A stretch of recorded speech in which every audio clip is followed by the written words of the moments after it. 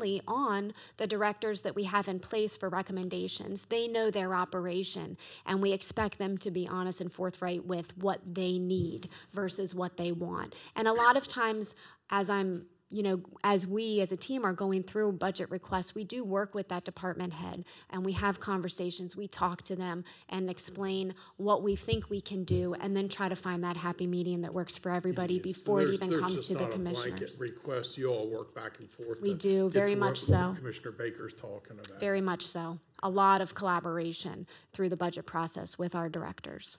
There's a lot of work, and I think to Commissioner Baker's point, I kind of find it interesting. We calculate budget cuts each year.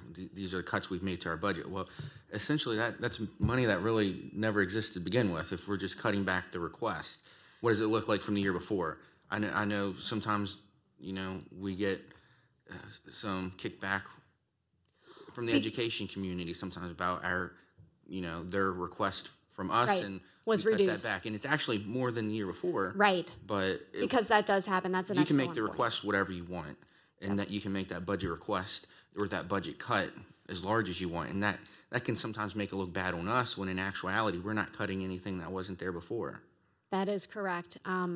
Yes, that does happen. And we generally do get requests of maybe $10 million over the previous year. So if we have a $10 million request for all departments, we have to reduce those requests maybe by $6 million, and then we have a $4 million increase. But, you're right. Sometimes it does get conveyed that we reduced or cut when in actuality we did not.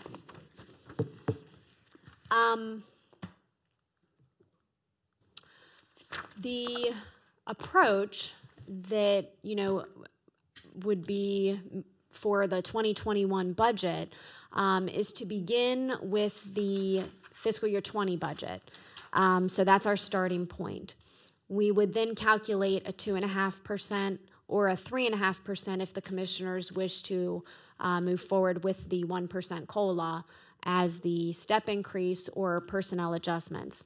Those adjustments would include the step increase, and they would also include any changes. So if a position, if someone retired and now it is filled with a lower cost position, that would be included in that step 2 as well. When you say you begin with the 2020 budget, are we going off of what the actual, or are we looking at what the budget is? The budget. Is there a way that we can see what the actuals are going to be in there, so we have our budget and our actuals? You can see that in the sheets that we provide. It will have last year's budget, it will have the 2021 budget request, and then it will have how we finish the year for 19.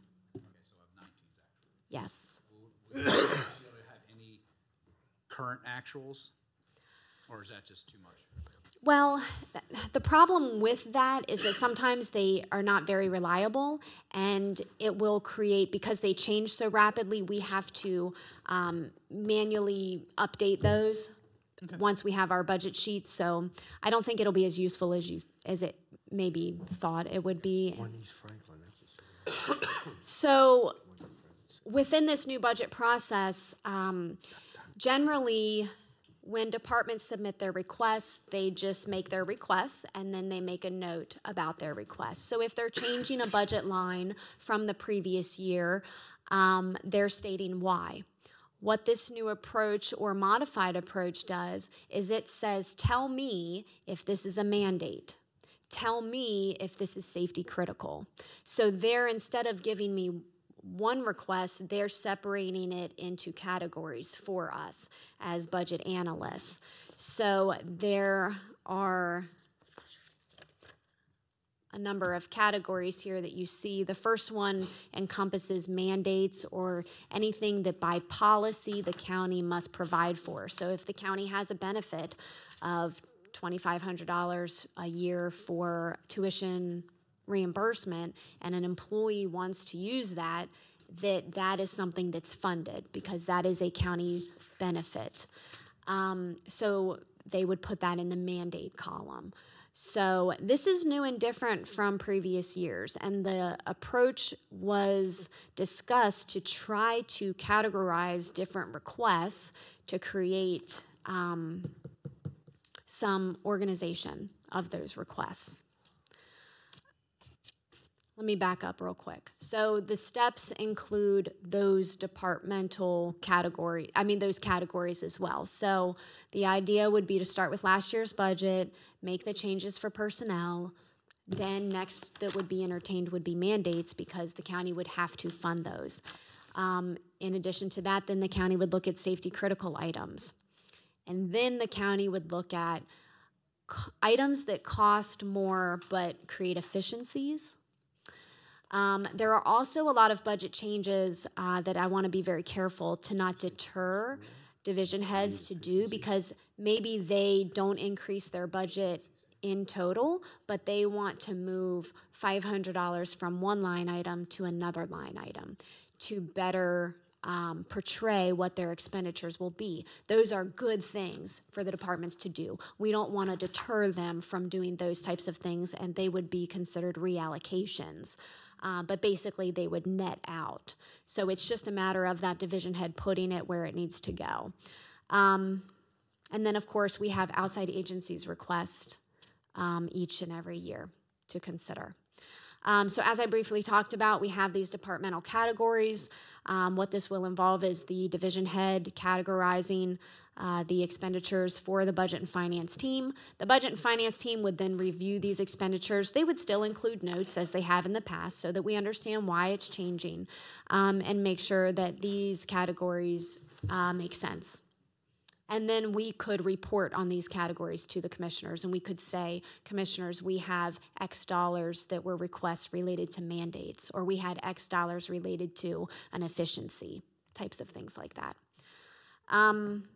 So I hope that gave you an overview of how we plan to move forward with the budget for 2021. I would appreciate any feedback that the commissioners have. I would also appreciate any direction. Number one, do you like the idea of the categorization? Do you think that's a good way to organize requests? Do you have any initiatives that you want to make sure are on the in the forefronts of our minds as we begin the budget process? Kerwin, public safety. Yep. Am I forgetting any? I know, I'm having a little fun saying that. I just want you to present it like your budget to us, and then I'll have questions from that point on. But do you like the idea of presenting more departments to not the particularly. commissioners? I'm a simple. Remember me, short and simple. I like the department. Yeah. You like the department? Of course, a numbers guy. So I'll live with anything, but I don't need all that. I just need to. I'll have questions, and I just need a general overview of a budget. That's all I need now. Now everybody else, whatever they decide is fine with me. I like the idea of the different departments coming in, even the outside agencies that we fund. I think it's a good idea. Okay. I mean, I go out and meet with a lot of these people anyway. They contact me about their requests. So, I mean, I hear a lot of it one-on-one, but okay. I think it's always good when we're in a group setting and it could be done in the public. I like the idea myself. Okay. Okay, that gives you some direction. Yep. Okay. Thank you so much. Thank you. With that being done, we need to go into recess, and we'll depart for the city of Hagerstown.